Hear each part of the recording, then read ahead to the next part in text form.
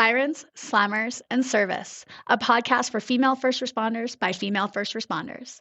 My name is Nikki Clucci, and I will be your host. As a former correctional officer in Alberta for almost 2 decades and the founder of Blue Line Fitness Testing, which provides law enforcement fitness testing and first responder wellness workshops, I started this podcast as a way for female first responders to share the trials, tribulations, and triumphs of their daily work. I want to showcase the unique perspectives, skill sets, and personalities that women bring to a first responder career and share their stories. So get ready to laugh your ass off, learn a whole bunch, and be inspired by some pretty badass women. Let's go. Welcome back, guys. Holy shit, we are kicking off a whole new season. This is season 11, you guys, and I have an absolute legend on the show today. Today, I am joined by Nancy Farmer. Nancy was previously with Calgary Police Service for almost 25 years. She fake retired and then started working as a police officer with Tsuu T'ina, where she was there for 4 years. She retired again, pretend retired, in February of 2025. And now she is the owner of Pepper Insights Limited. She's a female entrepreneur, fellow business owner, I love it, which provides security advising, close protection work, and some investigation work. She's also an AWIS member, and she comes highly recommended from our very favorite guest, Marcy Gonder. So I want to just welcome you to the show, Nancy. How are you today? Wow, that was some introduction. I don't know about legend, but I appreciate that and absolutely love Marcy. I am great. Thank you so much for considering me to be a part of your amazing 11th series. Wow. And I am super honored to be here. So thanks for inviting me. So excited about this episode. Marcy sang your praises. She talked about how badass you were. She said, she's Nancy fucking Farmer. You need to have her on your show. And I was like, I want to meet this woman. Who is this woman? Oh my God, tell me all about her. And then when I found out all about you, I was like, I do need to have you on my show. And then we had to logistically work out all of the nightmares of trying to arrange between 2 busy schedules. And then now I'm sick. So to our listeners that are listening, I apologize if you just have to listen to me snuffle my way through this episode, but we're going to do it because I am so fucking pumped for this. I cannot wait to hear your story. So let's dive right in. I want you to tell me how, over 30 years basically of policing and law enforcement experience, how did this all kick off? What led you to this career? What led you to this path and this kind of journey? Wow. Well, I hope I don't lose anybody as soon as I say I was born in Calgary. So just bear with me. There is some validity to kind of a piece of the puzzle, I guess, here. So yes, I was born in Calgary, Alberta at the General Hospital. And for those that are old enough, you know where that was. For those that are young enough, it's by Memorial. So I was born there. And at the age of 5 months, my real mother passed. And at that time, my real father, he basically took care of me. Ish, I'll say that. At that time, in those years, there weren't many single fathers. So he essentially put me in a home because, in his words, what we now call ADHD, he thought that that's how I was as a 5-month-old. Now, there were some times that the neighbor lady would look after me, and her last name was Farmer. Now, stay with me. My last name is Farmer. That's my adopted name. So my adopted mother, those times got longer and longer and longer. And there were a couple of occasions where my real father came back and he would take me away from Elma because now he felt guilty or he wanted to take me back to Yugoslavia, which is where he was from. And I was gone for periods of time. But every time I returned, there would be something not right with me. I would be afraid of men, or I would be breaking out in rashes, eczema. And my mom, Elma, at that time decided that she needed to keep me. There had to be a way that she could keep me and adopt me. There were also instances when I was away with my father where, I remember one particular night we were living in Calgary and I was sitting in the kitchen of an old style bungalow, walk-up bungalow, but there was a front door and a side door. And a lot of the women on the podcast will know exactly what I'm thinking about because the side door was open. And I was sitting there in the dark crying and I could hear people arguing. And this big police officer came in. I could hear keys jingling, which for me as a police officer makes me crazy. But at that point, I was so happy because I thought someone is taking me out of here. And I was afraid, obviously. So he picked me up, and I always say he monkeyed me up. So up I went on him, and he brought me to the police car and sat me in the front bench seat. At that time, there were bench seats in the Calgary Police Service bench car, or there were bench seats in the front of the Calgary Police Service vehicles, and showed me the little light button and the bars so I could sit there while his partner was dealing with whatever was happening inside. So I had that introduction to policemen years and years ago for me, and so impactful. There was also another time where, again, my real father came with a court order and took me away again. And at that time he had remarried and had a new wife, and that wife had an older son to me and a younger daughter. And that's when I remember being sexually abused and trying to cover it up, feeling so much shame that I had pooped my pants and then had to somehow not be found out. Didn't know how to deal with it. I buried it in the garden beside the house, except my stepmother at that time found out. So then I was punished for that.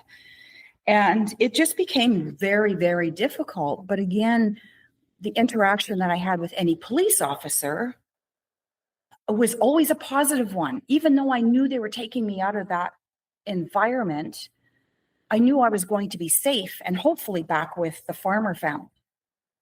So fast forward to grade 11, and my mom, Elma, I was with her now all through my life. Grade 11, we moved up to a small little village, not even big enough to be a town, called Warburg, Alberta. And for those that aren't familiar, it's kind of halfway between Leduc and Drayton Valley. And that's where I went to grade 11 and grade 12. And I had two brothers up there, one that farmed out of millet and had a dairy farm.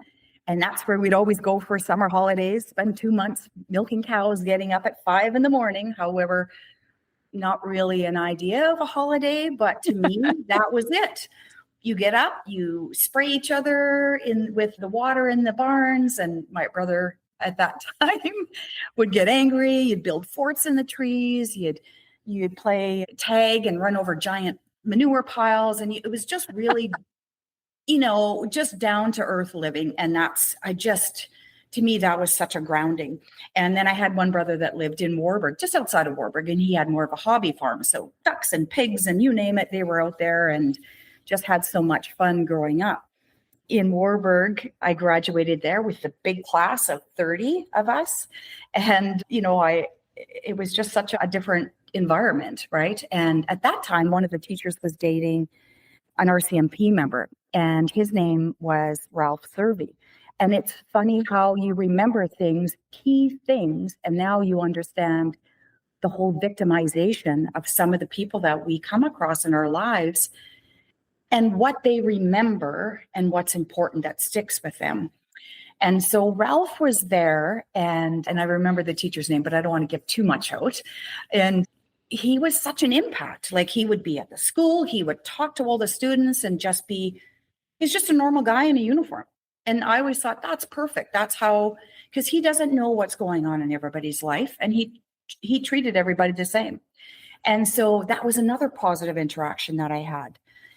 So fast forward now, we moved back into Calgary, my mom, Elma, and with the farmer family. And I spent the rest of my life with the farmer family and still am today. I only have 2 siblings left out of the 8 that my mom had. I was the 9th being adopted. And I love them, 100% love them, and have always loved them. And when I decided that, what am I going to do with my life? I didn't have a degree. We couldn't afford to do that. My mom was raising me on old age pension, which isn't a lot of money, but what we did have was love. And I remember her saving up so much because our family used to do dirt biking and 4-wheel driving and things like that. And she spent, I think it was only a couple $100, but she bought me a little 80 Enduro from Yamaha, Walt Healy Yamaha, right downtown in Kensington. And I was the richest person in the world because she bought me this little dirt bike. So when as a family we'd go, I'd have my own dirt bike. And, again, like think about that back then on old age pension and her doing that for me. So, I went through a couple of careers before I decided to heck with this, I'm going to go for it. And, one was I was a unit clerk transcribing doctor's orders. And although I was working in the psychiatric area of the general hospital, that was kind of exciting because every day is a little bit different. It really wasn't for me. And then I did some legal work with a law firm downtown. And again, it was paper shuffle. I didn't really interact with anyone other than, coming in for appointments. And it just wasn't enough for me. And then I decided, well, I'm going to work for an insurance company. And, again, the insurance company that I was working kind of in marketing and sales. So I didn't have to sell anything, thankfully, but we had incentive programs for insurance brokers. And I met some really great friends there. And I still have those friends today. But again, I was just there was always something kind of missing. I ended up married and moving up to a small town called Kitimat, BC, which is northern BC at the top of Douglas Channel. And I'm watching you. It's funny because you have a reaction. And here we are, a small world, right? So I moved up there. I was married, and he happened to be an RCMP member. He had just gone through classes, and that was his first posting. And it was a beautiful place to be. And then I had that itch that needed to be scratched. So I was aware that they were looking for auxiliary members at the RCMP. So auxiliary members in the province of BC back then is you would do some training, you would get a can of pepper spray, you would carry a sidearm, you would get peace officer status. And I know the auxiliary program still exists today, but every province is a little bit different. So we had a 38 special with 2 speed loaders, and everybody will laugh out loud when you think about those speed loaders. There's nothing fast about those speed loaders after you've shot clock. In any event, I was able to do that. So I did that for 2.5 years. And I knew it was something I needed to do. Absolutely. And what ends up happening, and it's just funny how things happen in your life. One of the girls that I had met, and still today my friend in the insurance company, called me and said, Calgary is hiring. You need to put your application in. And this was after my current husband and I separated because he didn't want to have 2 police officers raising a family. And at the time I didn't understand, but certainly I do now. It's a lot. It's very difficult. Mm-hmm. And anyway, I submitted my application, and from there, the rest is really history. Again, didn't have a degree. Calgary had opened up their hiring process in 95. And I remember driving back and forth, like that's a 16, 17 hour drive, eating sunflower seeds, following truck drivers through the darkest of dark roads, because that's the only thing you could see, and getting to Calgary and writing something. Calgary was great for me. They tried to compile a whole bunch of different steps for me, because they knew I was driving that far to come. And my test, when I walked into the University of Calgary to write one of the exams that we had to complete, there were 10,000 people writing. And I remember walking in there on one specific block of time on one specific day, and the auditorium was full. And I don't know how everyone else does out there who may be listening. I cannot sit at the back of the class, because if I do, then I'm watching all of these people get up in front of me, finish their exam, and I'm still struggling on page 4 or whatever. Mm-hmm. So I sat right down at the front and stayed focused, finished my exam. And out of those numbers, Calgary hired 2 classes. One class, 115, was primarily full of people who had degrees. I don't think there was anybody in there who didn't have a degree. And then class 116, and we were in classes basically 3 months apart from each other. So there's a little bit of overlap with us. And 116 was about half and half. Some had degrees, some didn't. Well, I did not. And I was so happy that I was being a part of that. Yeah, it was so great. So physically, when it came to writing, doing my tests and all of that, of course, there's a physical test. Mhm. And I remember trying to prepare for that. I'm 5'2". At that time, I was 128 pounds. Yep. Total toothpick. I don't even know who wears those tiny pants anymore. Quite literally, you're running the same physical as everybody else. Mhm. I expect the same thing. I don't want to have any special consideration because I'm a short female. No thanks. No thanks. No one does. No woman that I've ever spoken to wants special consideration. Well, I ran that thing and I had rubber legs and I was weighted down. I really didn't have any excuse. I missed it by 2 seconds and I was devastated. So I took my time. I kind of walked around downtown. And I'm like, at that point, again, I'm still living in Kitimat. And I went to my sister's house and she's still with us today and lives in Red Deer, and my sister and my brother-in-law's house. And, my brother-in-law has always been very positive. He's a positive speaker about everything. And we sat there and we just talked about what was important in life, what I wanted to accomplish. Why do I think I didn't accomplish it? And as soon as we were done, I went out for a run. I got my head straight. I went back the week after. I ate right.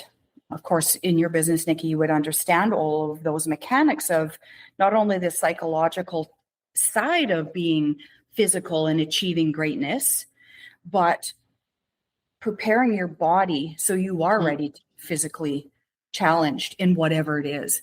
Yeah. And so I went back the following week and I passed it by 2 seconds faster.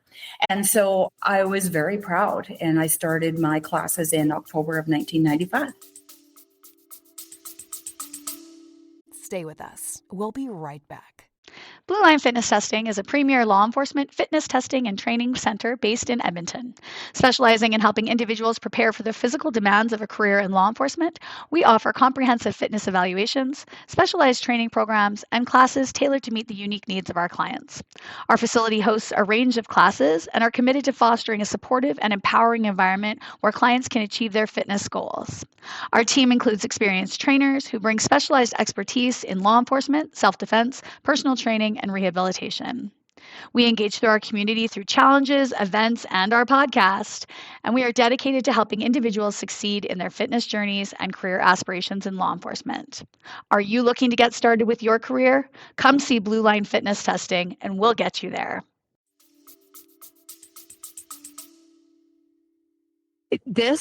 I knew this episode was going to be incredible, but it has already surpassed all of my expectations. I honestly, because I love how is your mom still alive or has she passed? No, I lost my mom, Elma, I think I was almost 22 when I lost her.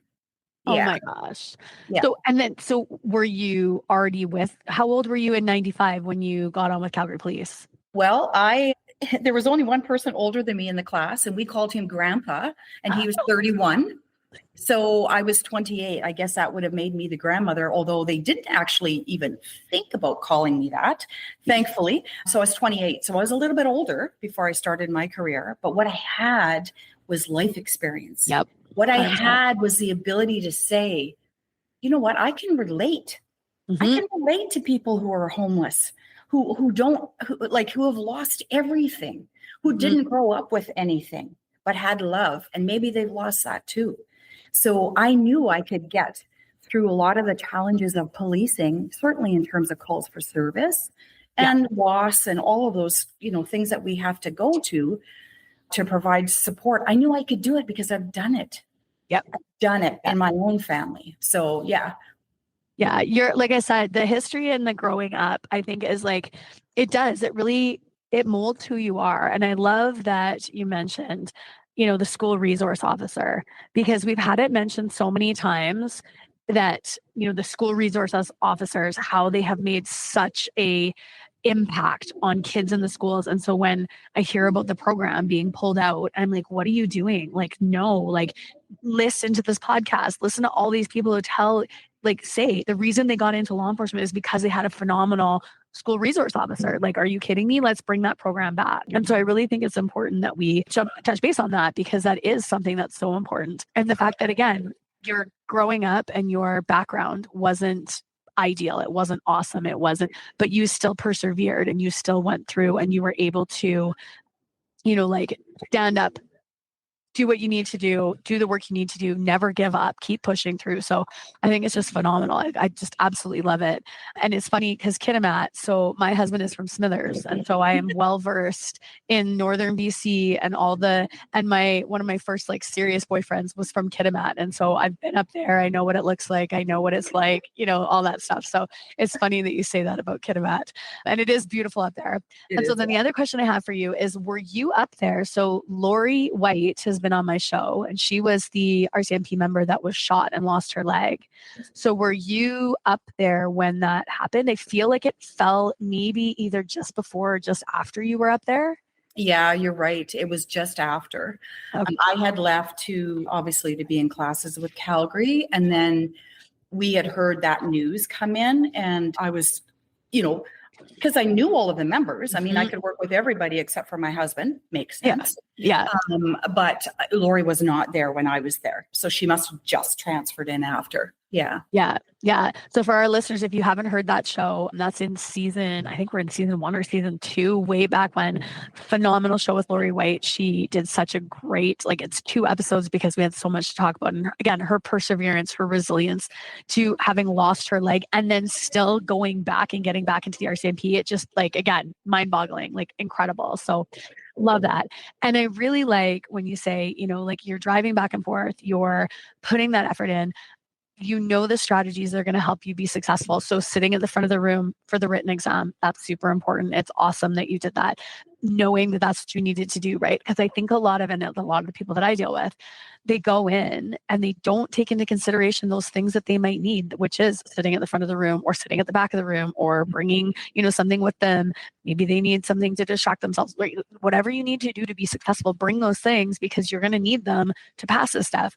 And then to fail by 2 seconds, devastating. I hate those ones when people fail by 2 seconds. It just makes me want to cry because I'm like, no, we're so close. But you didn't give up. You went right back. You did it again. You went out and, you locked in and you ran and you fixed it and then off you went. And it's incredible. I'm so excited about that for you. And so starting in October of 1995, that recruit class 116, how many women were in that class with you? I knew you were going to ask that.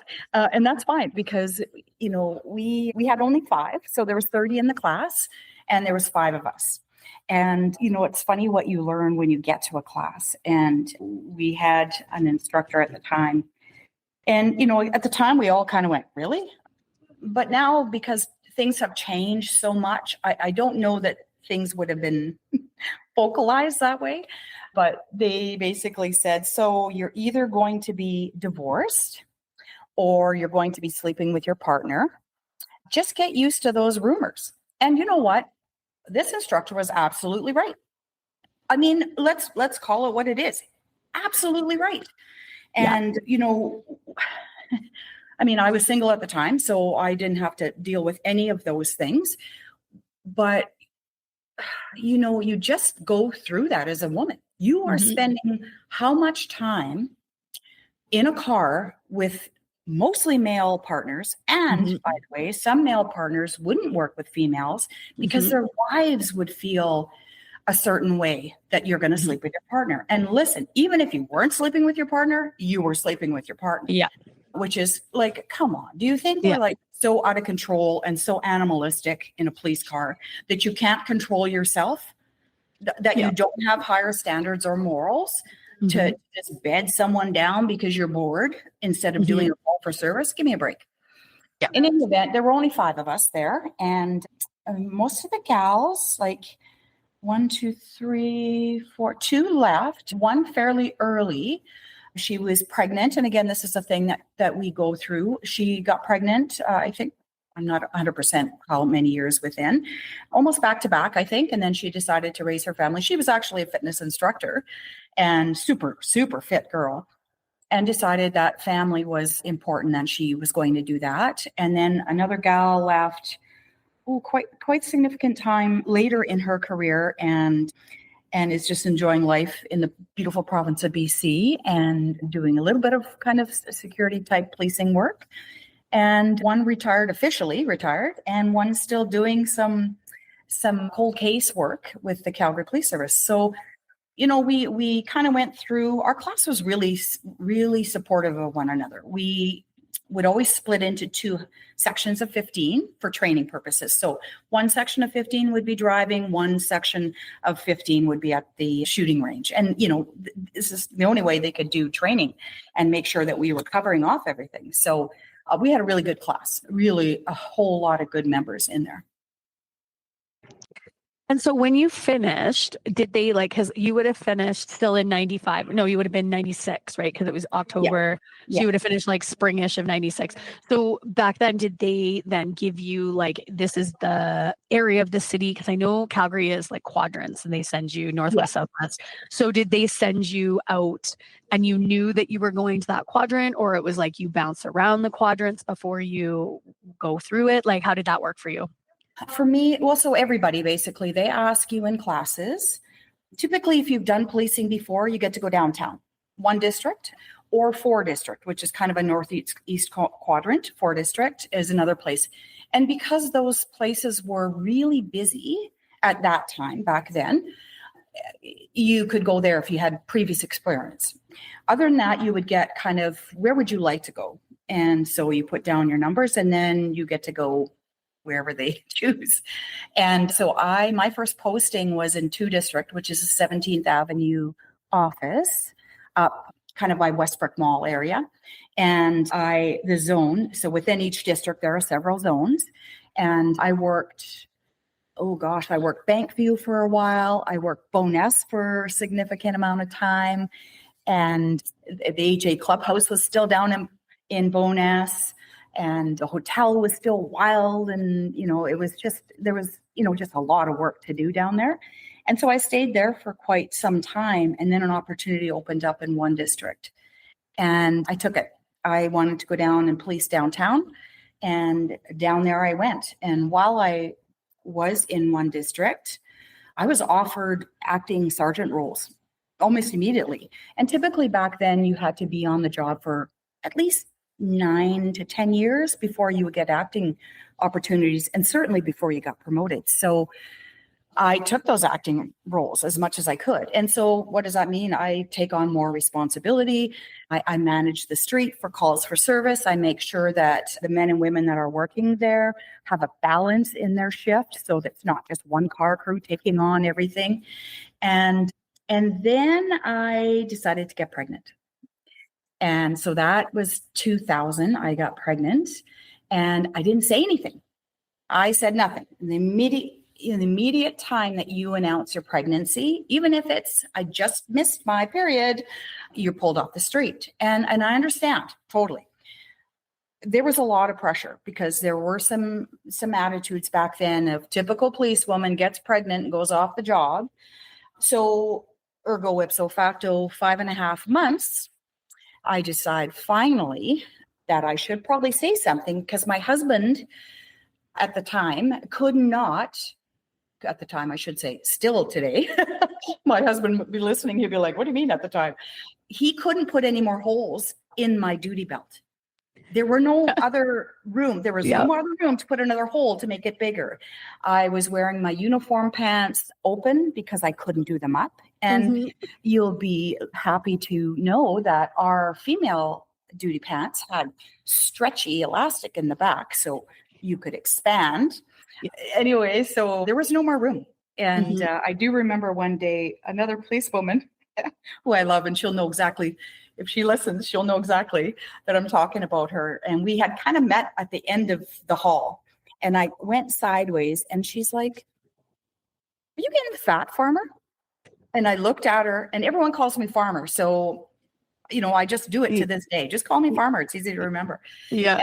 And probably because I'm proud of the last name in terms of what I've gone through with it. But in any event, she's like, "You're getting fucking fat." And I walked up to her and I'm like, "Oh my God, shut up." I said, "I'm 5 months pregnant." Yeah. And anyway, we had a good laugh about it, but I still remember her face like, "Oh my God, you're getting fucking fat," like this at me. And at that time I was working with another female officer. And I do want to tell you this story about impact of our homeless population. I was working with another policewoman, and she had previous, she was with the military prior to coming with Calgary, and she was an MP as well.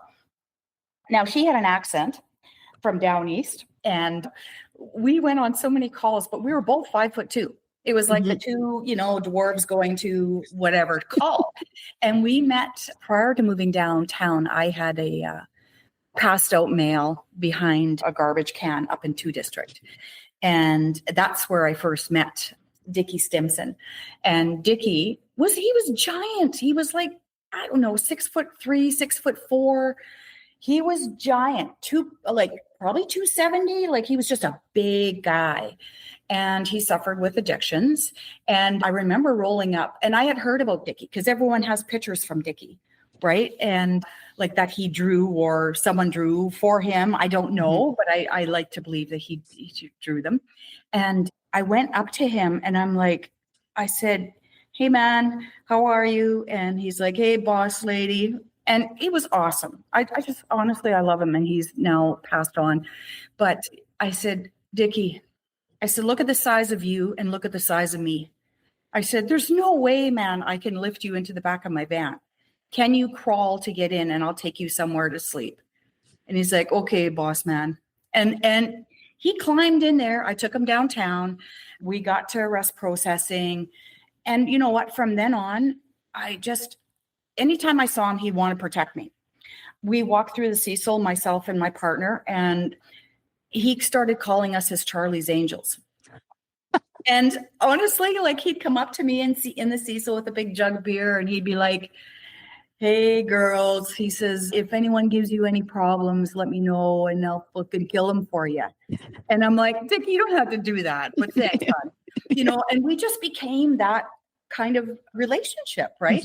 And I remember Christmas morning one year, and my partner and I were just driving around, and I see Dickie and the 4 or 5 people that hung out with Dickie. And Dickie was from, I believe, Siksika. And anyway, so we pull up behind, and they have a bottle of Bailey's, and he walks up, and one of these giant bottles of Bailey's, and he walks up to my window, and he said, "Hey, Charlie's Angels." And I just love him. And he said, "Are you going to take this away?" I said, "Dickie, I'm not going to take it away from you." I said, "Just do me a favor. It's Christmas. Drink it, put it in the garbage. Just make sure it's not smashed." And he's like, "Okay, boss." And we had such an impact, him and I. And this round circle life that we live in and how things come back to us. And I'll try and make this small because I tend to yatter on a lot about things. My daughter, I have one daughter, my husband and I have one daughter. She's now 24. She did her university out in Red Deer, and she's a certified teacher, elementary. And she had an opportunity to take in a class on Indigenous studies. And who walks in there but Dickie's son? So at the time, my daughter didn't realize that. At the time, he was talking about kind of, how his family, and his family and his dad had addictions and lived downtown on the streets. And my daughter started putting things together, and she texts me. She said, "What was the guy's name that you talk about all the time?" So I texted back, and she said, "I think this is his son." I said, "Well, then you better ask." So at the end of the class, she ran after him and had an amazing conversation. And she said, "My mom and her partner, you knew your dad, and she worked downtown, and her name is Nancy." And the son said, "My dad talked about them. He called them Charlie's Angels." I mean, these things, you can't make up these things. like when I talk about it, I get shivers because I was gonna say I have goosebumps right now. I know it's crazy because you don't know where you're going to be impacted. You just don't, from day to day to day, from year to year, from lifetime to lifetime. And the world is small and the circle is smaller.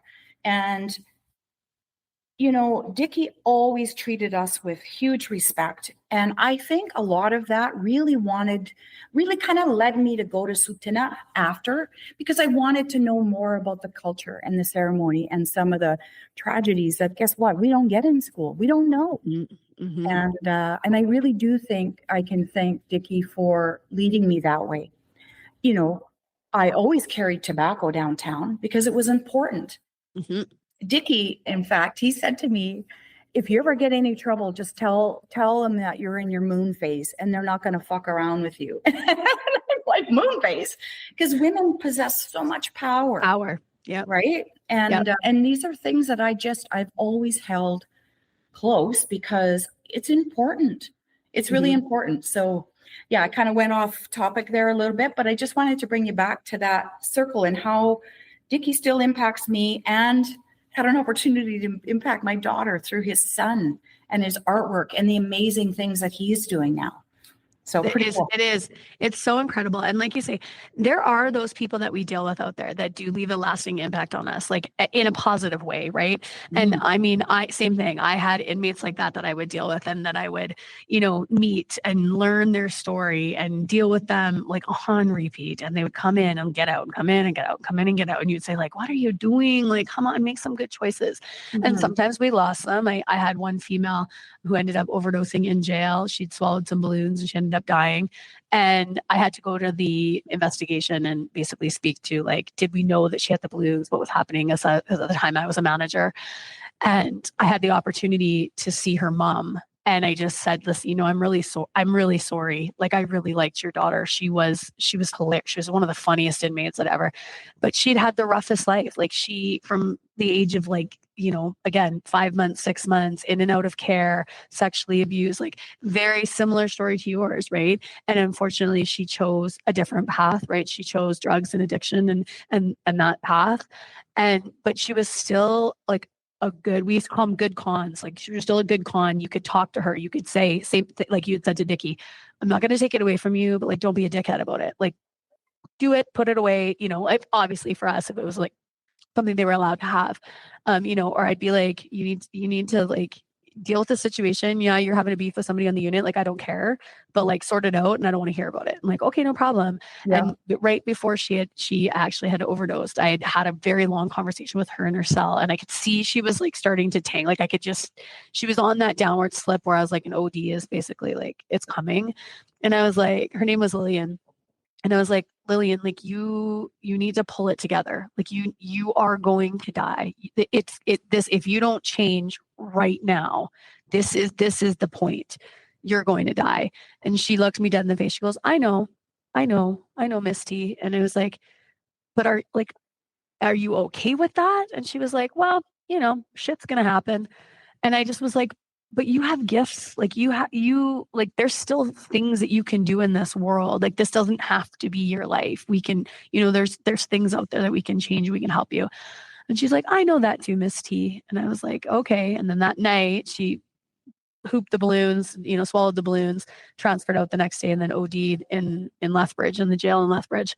And I still, like, again, to this day, I remember that story. And I just like, it's sad because you feel like you're having an impact on their lives. I mean, I know I did. Like, I know that she probably did take what I said to heart and think about it. And sometimes they just feel like they can't get out of it. But sometimes you do have that, you know, positive impact and that ripple effect out of maybe like something I told her, she told somebody else and it helped them, but it didn't help her. So yeah, absolutely. I love those stories because it does show the work that we do, because you can get mirrored in that the shit, just constantly dealing with the same shitty people and the same, you know, like mom, and you can get really negative, you can get really bitter. And so kind of hanging on to those positive impacts that you can make is a huge part of, I think, being any career in any first responder. So I love that. So I know that you said that kind of might have led you to Tsuu T'ina. But along the way, because I know this, because Marcy's like gave me a little sneaky peek, you were also the inspector of the tactical canine and mounted unit. So I want to know all about that. Don't just gloss over that large portion of your career, please and thank you. Oh gosh. I would say in my whole time with the Calgary Police Service, I stayed on the operational side. And one thing that I always value is the ability to take care of your people, the ability to have accountability. You can give shit with a smile on your face, but you have to hold true. Everyone, same rules. Let's all abide by them. And I think, I know that's what gave me the opportunities that I had. I have been very fortunate. I have also earned a lot of the positions that I've gone to. And I have sacrificed a lot as well. And in this particular case, I was on vacation with my husband and my daughter, and we were in Thailand. And it was coming up to inspector moves. And so inspectors, for those that aren't aware with Calgary Police Service, inspectors are typically moved every 2 years, with the exception, I think, of a few places, just because very few people can qualify to be a commander in those specific areas, and support being one of them. Okay, the support section. The previous inspector that was there had been there for six years, and I became very close, and he was a great mentor, as well as the superintendent and the deputy chief. So we had conversations in the past around who can take that position, and he asked whether I'd be interested in working in support. And I'm like, yeah, of course I would. But I don't know that the Calgary Police Service is ready for a female in the support section. And he says, what are you talking about? He says, I've already talked to up through the rank to the deputy chief, and we will advocate for you. And I said, hell yeah, of course I would. And the reason why, I have 4 horses. My family has 4 horses. I like to say they're mine, but let's be real, they're all my daughter's. She lets me borrow them. And so I have a good understanding of what is required for the horses. Of course, we have the mounted unit. We had the helicopter. And although I hadn't spent a lot of time around the mechanics of such, I had an opportunity to be up in the helicopter a few times on patrol.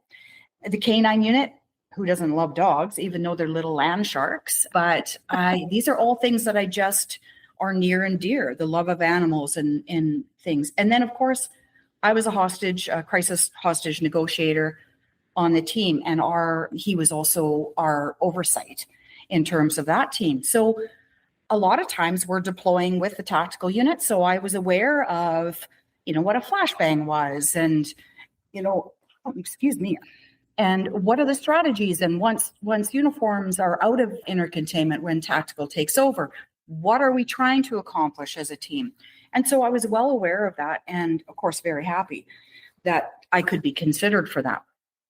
Now, I received a phone call in Thailand, and it was the superintendent, and she asked me, would you like to be acting superintendent? So be bumped up to an acting superintendent role for the next at least 1 year or 2, or would you like to be the inspector of the support section? And I said, inspector of support section.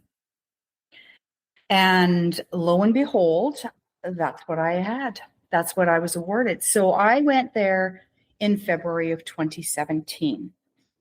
Now, there's standards or SOPs, standards of operations and policies basically for the unit. And these things were written up in 1975. Oh my God. Yeah. So that's how long, in fact, that's how long the tactical unit had been around. So, you want to talk about the duration of units and the sustainability of units and the importance of units, and support is it. And not just tactical. It's one of the spokes in that wheel. And anyway, so within that policy, I knew that I could achieve my operator number.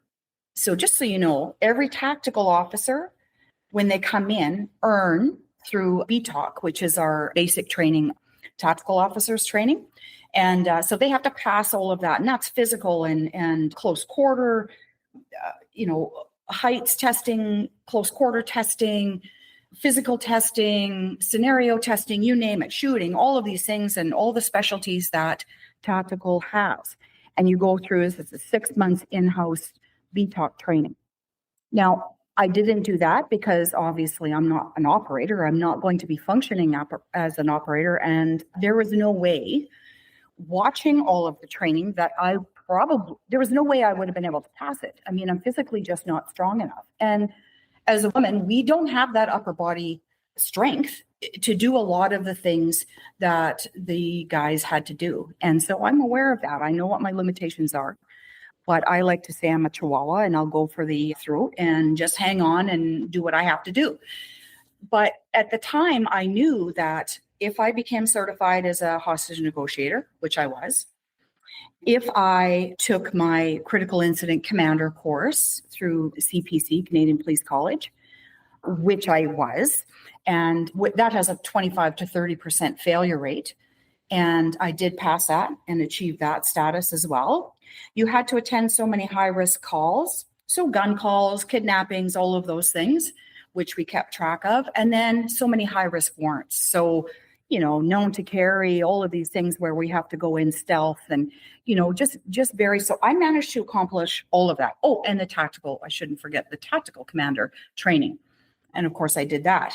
And so I went like February 2017, and there I was sitting in the tactical officer's office and talking to them around, my expectations and their expectations, and same thing with K9 and air services. And like, I wanted to empower that unit to have a say in what they thought was important. And I wanted to know. So when my sniper lead came to me and said, we want to utilize a different ammunition for the sniper program, I said, okay, show me, tell me. So, all those guys are brains in there, which kind of defeats all of the jargon around tack monkeys and not being smart. But they're super smart guys in there, and they know their craft. And so, next thing you know it, I'm looking at a PowerPoint that shows, the travel speed and based on this wind from a northwest kind of, and, he's showing me all of these things and kind of the impact and what that's going to look like. And this is the kind of respect I was given by the men in tactical. And so they showed me if I didn't know. I went training, I did the close quarter testing. I did that with the BTOC class. I'm like, I'm going to do that as the commander there. This is a new class of people that are trying to get in. I'm going to do that. And then the heights where you're, at the fire tower looking over and you have to solve, whatever puzzle or whatever they say, hanging over the edge, did that.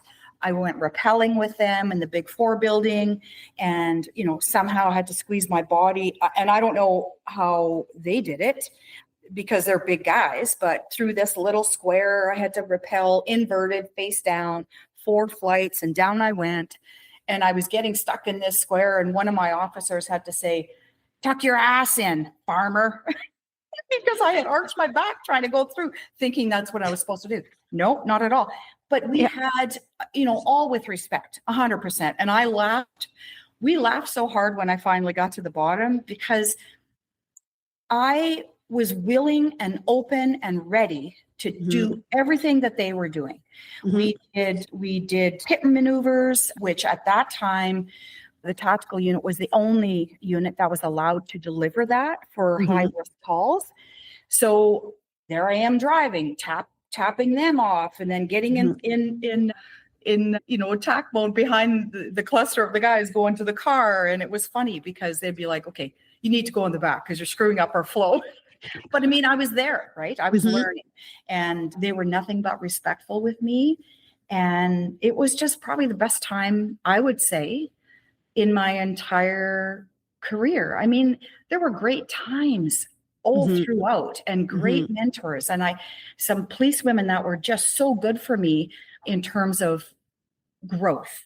Yeah. not just on the job, but even personal growth. Mhm. I know there was one thing that I'd like to, and I'm going to have to read the verse if you don't mind. Totally. The guys came to me and they gave me a plaque. Now, this is probably within like a half a year, like 6 months. And so it's a regular wooden plaque, but it's got a tactical officer with a rifle on it, standing on it. And that's done in, metal. So it stands, when you look at it, you just see the tactical officer and then the inscription.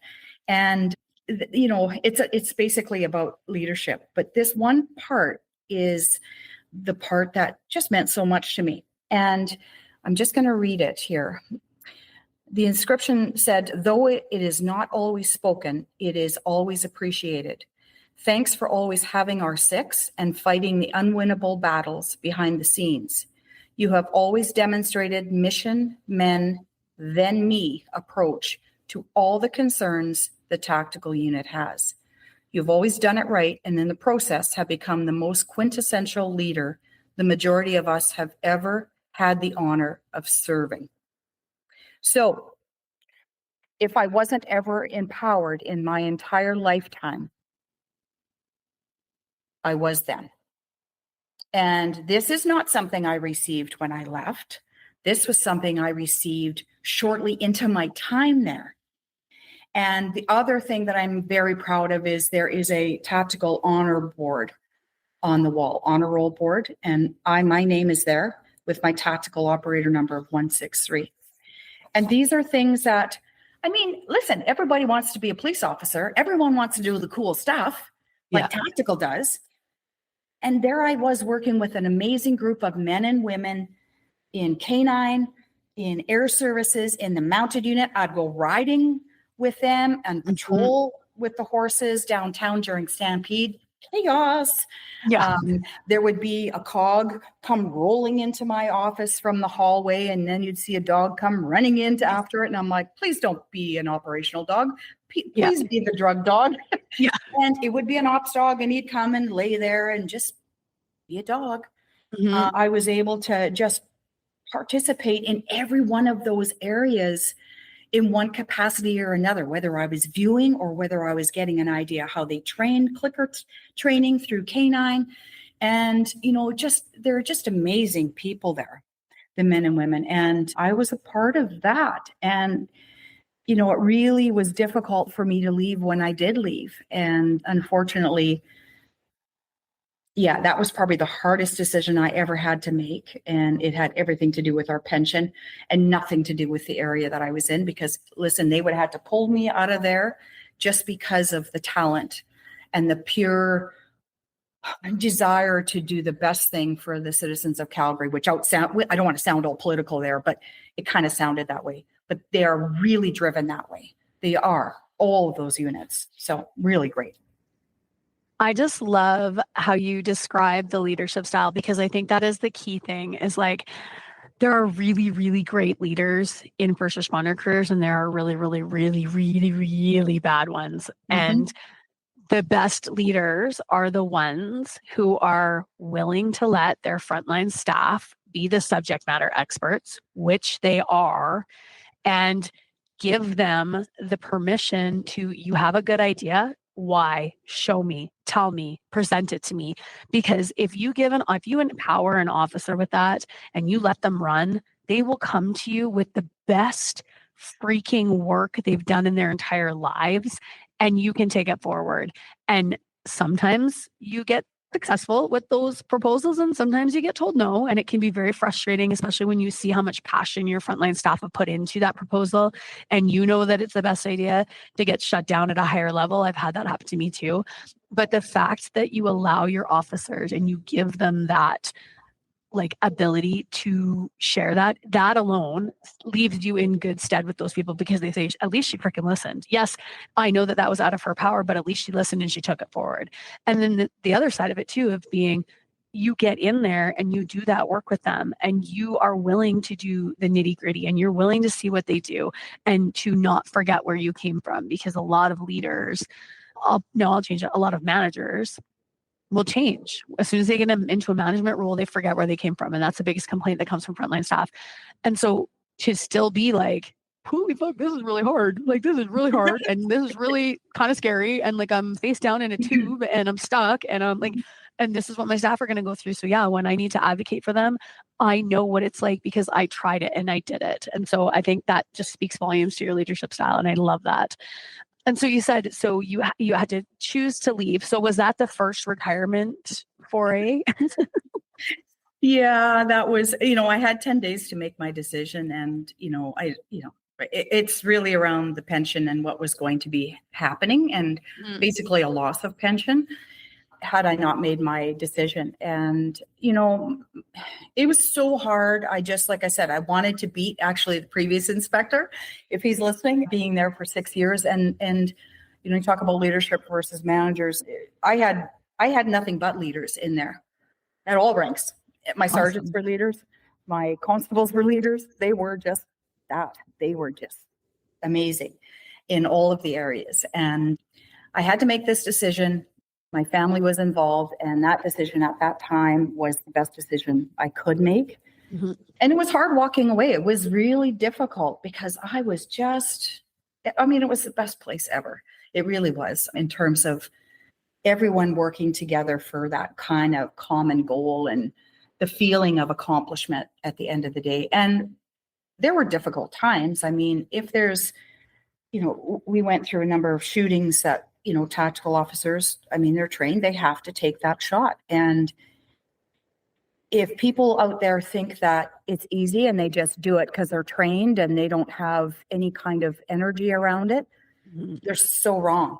Yeah. These men and women there are emotionally intelligent. Many of them have families. They know where they came from and they know what's important and they know what is expected of them there. And like I said, I have never worked. You always think you've been in a good team, but being a part of that team with all of those units was incredible. It really was. It really was. So I did leave there. Yes, that was my first fake retirement. And I won't joke around. I ended up taking a year off, but those first 3 months were terrible. Absolutely terrible. I was alone. I was depressed. My daughter was trying to make the decision on university and where to go. She literally had to make me get off the chair in the living room and force me to go to the barn. Mm-hmm. I love horses. I love every minute. To me, they stabilize me. I exhale, I guess, around them. Mm-hmm. There's no judgment. They pick up your emotion. You pick up their emotion. It sounds corny. I don't know. It's an animal thing. And I was suitably depressed, not suicidal, never suicidal, but suitably depressed. What did I do? How could I leave? What have I done? Everything. Just trying to understand what it was that I did and why. And if it wasn't for my daughter taking me to the barn and getting me motivated, and her very first horse, which she's a thoroughbred quarter horse. When we first bought her, her barn name is Ava. I remember seeing my daughter riding her for high school rodeo, and she'd rear and then she'd take off like to do the barrels. My daughter started to say, "You're going to ride Ava." And I'm like, "Are you crazy? Like, are you trying to kill me? Like, I've done some shit on this policing side of things, but are you trying to kill me?" Because I've seen that horse at her biggest energy. And anyway, so off we did, and off I started riding her, and now I consider her my horse. And I've won 3 buckles in the last year and a half. She's won me 3 buckles, this horse. This mare is 24 years old, going to be 25. She has won me buckles. She stays with me. If anyone who rides horses, when we're going around the barrels, if I'm not in the right position, it didn't matter. She stayed with me. She didn't let me fall. And trust me, there have been some times that I have 0 core control and I'm going off. And you know what? It's just kind of rejuvenated me. And then I found my way to Tsuu T'ina. So I did the 4 years at Tsuu T'ina. And what I really loved there was meeting elders, participating in the powwows and talking to the kids and One of the ladies there has been one of the longest serving members there. They do on Nation, they have, of course, they have a couple of beautiful facilities there, but in their agriplex, they have gymkhana for the kids, as well as an open as well for parents. And, there's some amazing friggin' INFR qualifiers living in Tsuu T'ina, and they're riding, like they're pro, and they're coming to ride. So it was kind of cool to meet them. And, a couple of times I almost went off my horse and the kids would giggle because they knew I was police officer with Toscana. They got to know me as just Nancy, right? It was one of the best things I did. And so, up till they've already started the new season. Of course, I'm out of town, so I couldn't take on the first one. But we do like goat tying and barrel racing and pole bending, and then there's roping and all of that stuff. And it's pretty amazing to see these little kids growing up with such amazing mentors. I mean, INFR qualifiers. Yeah. And some amazing trainers that are on ground that just give you a hard time all the time. And I love it because that's the kind of relationship I really enjoy, where you can kind of give each other a hard time with mutual respect and just have the best day ever. Because you know what? Everybody makes mistakes. Mm-hmm. Everybody isn't going to be perfect as soon as you leg up on a horse. But anyway, so that ceremony, learning about tobacco and the significance of that with elders, learning about sweetgrass and what that represents and the braid of it, and blessing your car and keeping you safe in travels, and what the ribbon skirt, like all of these amazing things that I learned there. And even today, as I, after the interview, take off and going to work, I have tobacco with me. I carry it now. And, it's just something that is believed so right to their core that I can't help but grasp onto it, because it's just something that it's okay to believe in other things. You don't only have to be a part of one sect in our lives. It's okay to believe if it gives you comfort. Laying tobacco down, at horse that someone has lost. It gives me comfort. Let the spirit go. And it's really kind of taught me some interesting things. And then fast forward to February of 2025, where I'm pushing my husband hard. We've got to get an acreage. And my daughter's on board. She's done her university and and she's doing some teaching, and we're pushing hard for an acreage. So we're really looking hard. And then I say, you know what? I'm going to concentrate solely on that. And I just want to be a farmer. I just want to pick up horse shit all day and ride and be dusty and dirty and, just do the things that I learned as a kid that are so wholesome and true to to the important things in life. How about that? To the important things. Yeah. So that was my second attempt at full-time retirement. And then throughout this past year, I decided to open up a business called Pepper Insights. Now, why pepper? And a lot of you may not know, but years and years and years ago, there was a police story with an actress named Angie Dickinson, and it was called Policewoman. And it was a series that was on the TV. And her name in the TV or on the show was Pepper. So when my husband and I met, very shortly after, he started calling me Pepper. And he's called me Pepper for the last 25 years. And so it stuck. And I think it's kind of cute. It was the only policewoman that was on the TV years and years and years ago. And I attribute it to someone who has achieved things that many haven't. And many, it's not because they haven't aspired to do it. It's just because they've never been supported to do it. Yeah. And so first woman in the history of the Calgary Police Service to run the support section. First woman to have been in the CIC call out role for critical incident command. There's so many things that I was able to achieve with support. And you talked about tenacity and making a decision, and it's very easy for life to go one way or the other. And I think I've always been the one to fight, to survive, to move on. It does not mean you don't think about those things, because that's who we are. It's a part of good, bad, or indifferent. It really is. And you just push for it. And you're like, so what if I tried? What if I tried, right? Like, is that so hard? And if I don't make it, what if I try? Yep. Because what if I do?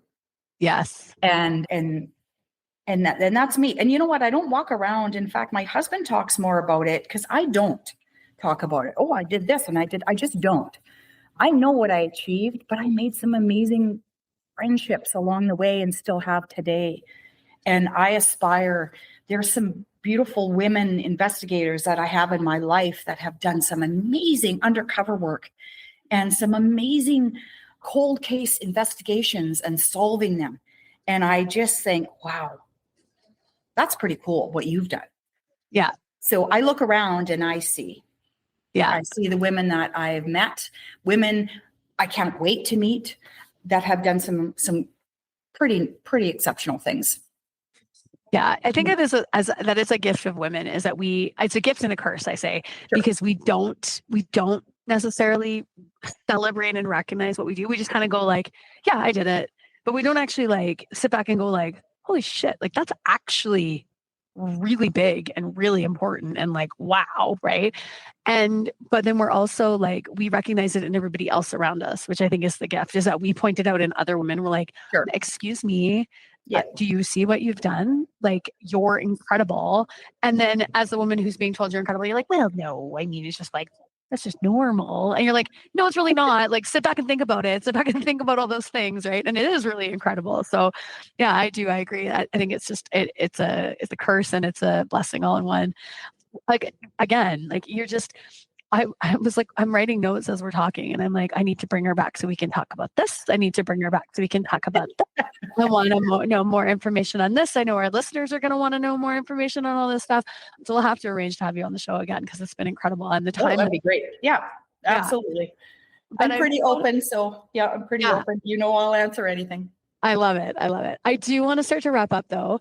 And so I always love to ask rapid fire questions of my guests at the end, just to kind of like put you on the spot and, keep you fresh on your toes. So the number one question that I always ask all of my guests is, what was your favorite food or snack while you were on shift? God, anything, whatever I could grab. One embarrassing food item that I used to get, and I don't want to say the name of the breakfast place because they're still around, but I can't believe I ate this. Country fried steak. Yes. Yep. That's pretty gross. It's like a deep fried hamburger with white gravy. Yeah. I ate the shit out of that on night shifts. Yep. If we had a chance to go to the restaurant. Why did I eat that? I don't know. Maybe that's why I'm not 128 pounds anymore, but it's because it's the middle of the night and it's warm and it's comforting. That's why. Second question, what is your favorite piece of equipment that you ever got to use, play around with, try out during your course of your career? And I'm sure you have a bazillion different things because of all the different roles you've played, but what's the number one? What's the favorite? Well, that's a tough one. Like you say, the guns are always cool. The armored vehicle is pretty cool. And although I wouldn't call them a piece of equipment necessarily, I would say the horses and the dogs, my favorite. Yes. You know what? It's like, that's a thing. Like, people don't really think about those extra pieces and parts that are so important. Like, we had Robin on in season 10 from the Calgary Police Services mounted unit. And she, like, when she was breaking down that stuff, I was just like, it just, everything she said, I'm like, oh my God, I didn't even think about that. And oh yeah, what about that? And like all the training and all like the prep work that goes into these animals, horses and dogs. Because I've got a really good friend, Erin. She's one of the drug dog handlers up here in Edmonton for the Remand Center.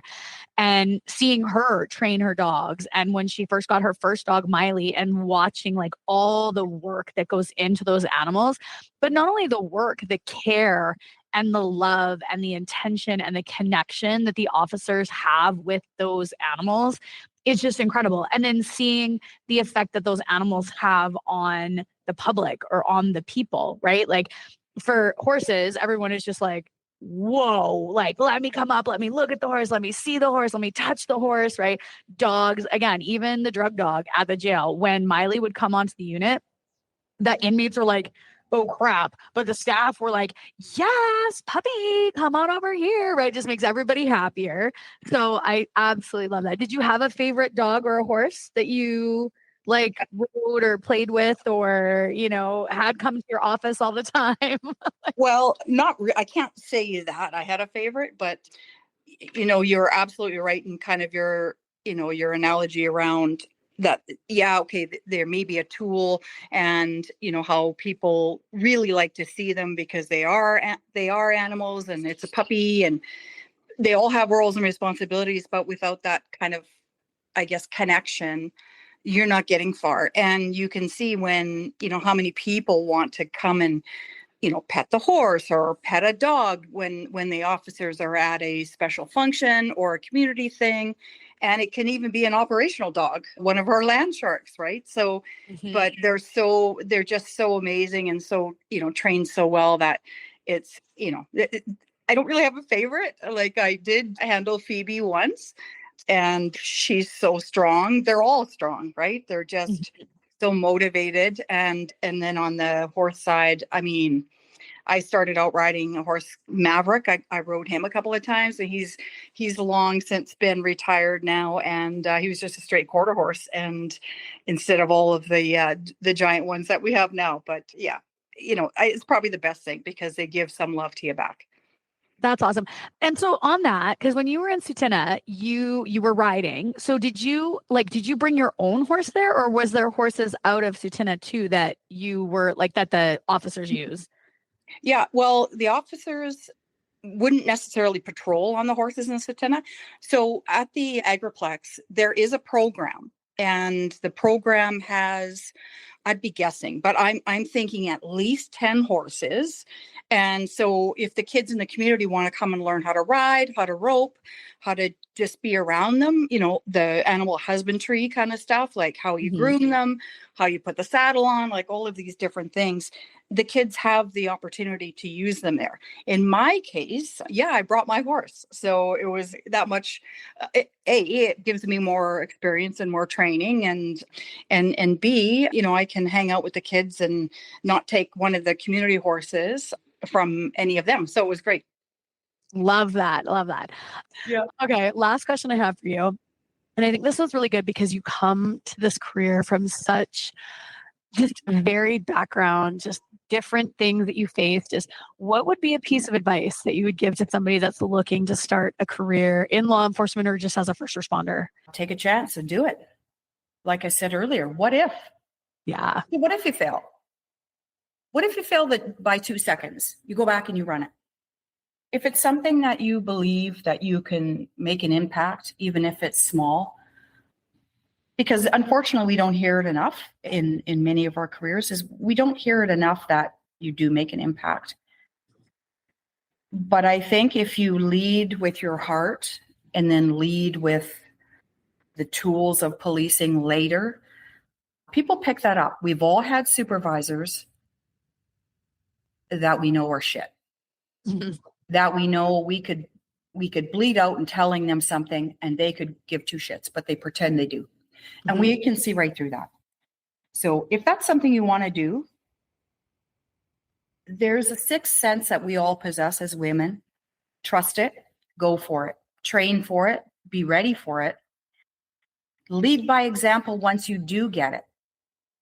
And what do I mean by lead by example once you do get it? Don't shy away from qualifications. Make sure you're qualified every year. Be the first one out there. In classes, we had to do taser. They looked for a volunteer to go first. I put my hand up. Why?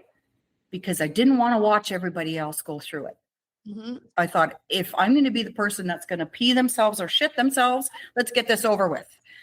I put my hand up. So lead by example. Be that person that the other people go, fucking farmer just did it. She's done. Why aren't we?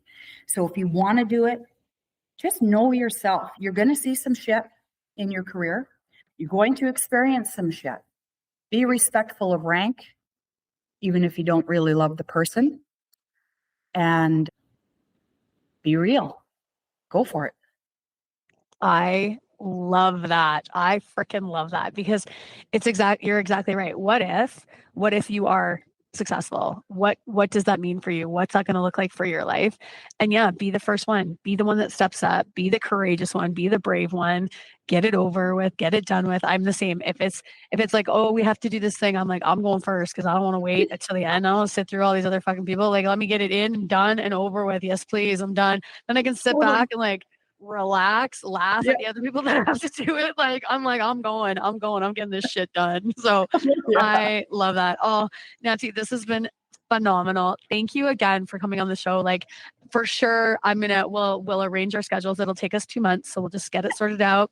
But we're gonna arrange our schedules. You're gonna come back on the show, and we're gonna break down some more of the awesome work that you've done. But again, just amazing. So thank you for being on the show. I totally appreciate it. I know our listeners are gonna love this episode. Oh, it's honestly my pleasure. And sorry if I nattered on too much and started with, well, I was born in Calgary, Alberta, Canada. But just know that it's important to be real in these things. Sometimes women can be our own worst enemies, and we shouldn't be. And I don't think we really learn that until much later in our lives.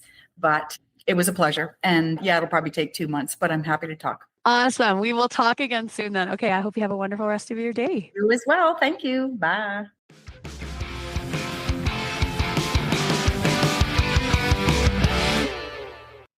Well, that's it for today, folks. Thanks so much for tuning in, listening, giving me your time, your energy, and your attention. I completely appreciate it. Make sure you check out our next episode with another badass female first responder anywhere you get your favorite podcasts. And follow us on Instagram and Facebook at bluelinefitnesstesting.com. I hope you stay safe, keep your head on a swivel, and watch your six.